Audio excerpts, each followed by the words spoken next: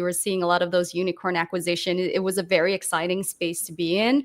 But for me, when I found out about both acquisitions, it's just so much validation as a marketer, knowing that the story that you built out there or helped build in the market was actually something that, it worked. It resonated with the buyer, it resonated with the market, and it got you to that end result. Now, for example, at Smartly, and those two brands, Smartly and Celtra, those two companies, they're very different acquisition stories in terms of what we needed to do marketing wise. So for Smartly, I believe that the reason that they built their ad buying platform very early on in Europe, during a time where Facebook's ads or business manager was very clunky. It kept crashing all the time.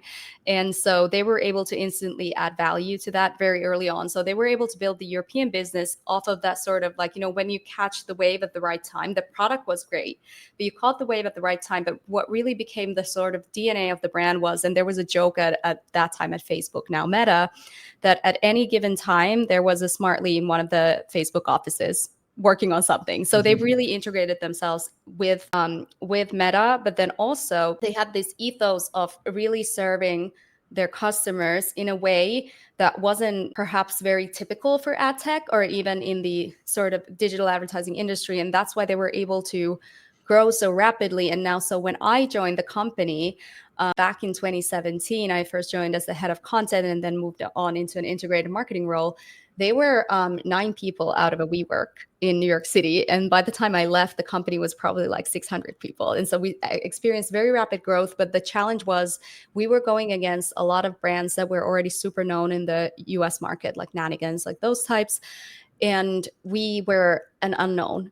And so we had to go from like zero awareness and build that to then becoming the sort of the market leader in paid social automation. And I think one of the things that we did really well was we were very, very laser focused on educating the customer, because during that time, paid social and especially performance marketing was so new.